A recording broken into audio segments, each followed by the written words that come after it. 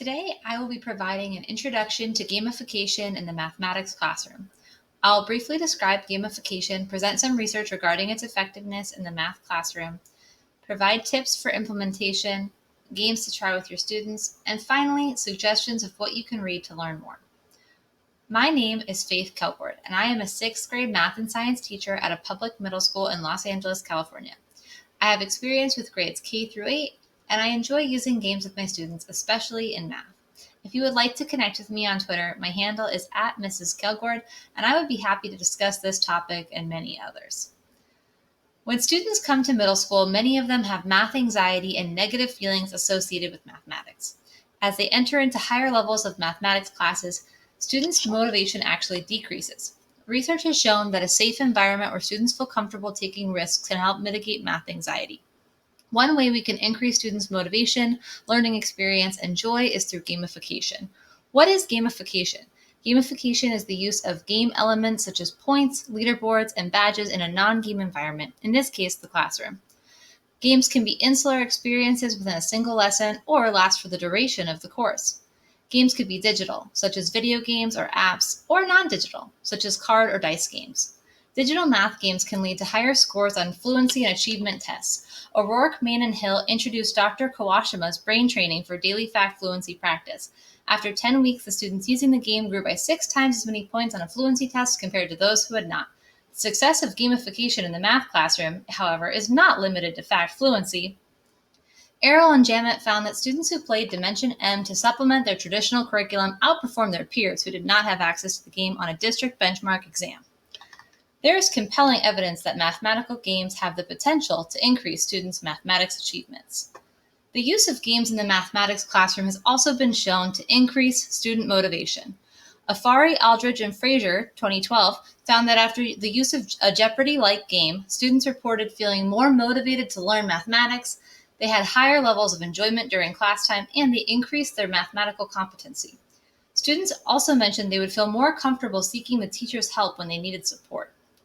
Now that we know games can help our students, what are some ways we can make sure they are successful? First, you definitely cannot expect the game to be the sole way students learn new content. In studies where students only play games, they actually learn less than their peers who had more varied learning experiences. In addition, many educators fall into the trap of believing that since our students are digital natives, they should not need help with new technology, especially games. It is important to remember that not all students have the same experience with games and to provide support.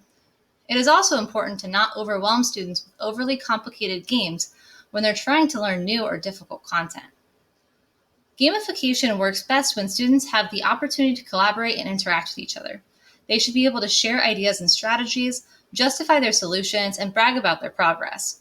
This can help increase motivation and engagement, as well as help develop their oral language skills. At this point, you're probably eager to get started.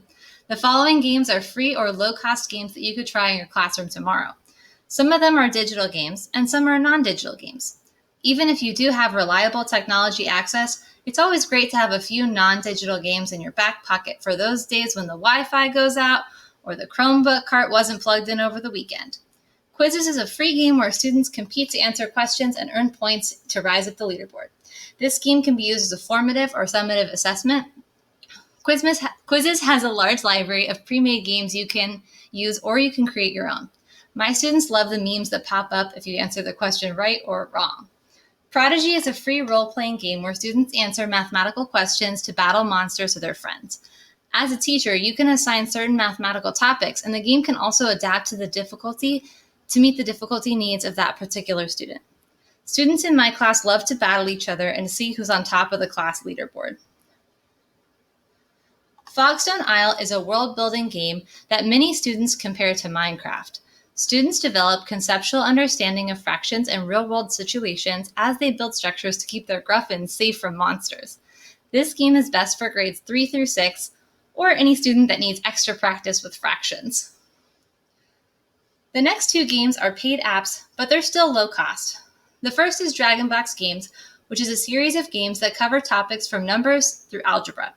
The second is Was It Trouble, where you try to unlock a creature from a lock by using the knowledge of arithmetic to crack the code. These games are great to recommend to parents to download and play at home.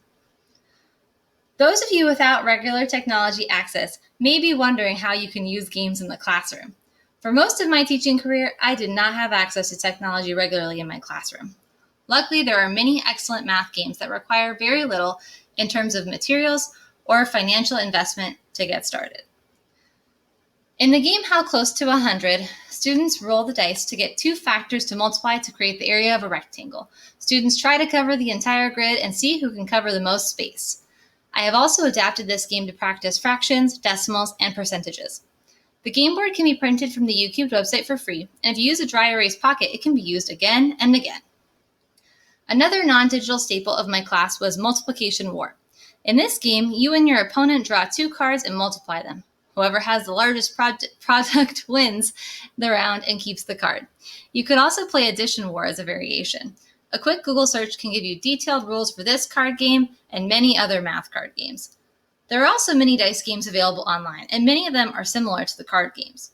Dice also provide a great opportunity to practice probability. My students also enjoy playing Battleship to practice the 4-quadrant coordinate plane. You draw your ships on the grid, and then your opponent calls out the coordinates to guess where your ship is to try to sink it. This is just the tip of the iceberg of games in the math classroom. If you want to learn more, I recommend these books. Math Recess helped me learn how to bring joy and play to the math classroom. The Game Believes in You helped me think of new and innovative ways to use video games. About Teaching Mathematics is a K-8 staple with many non-digital games to help students build conceptual understanding. Thank you so much for your time.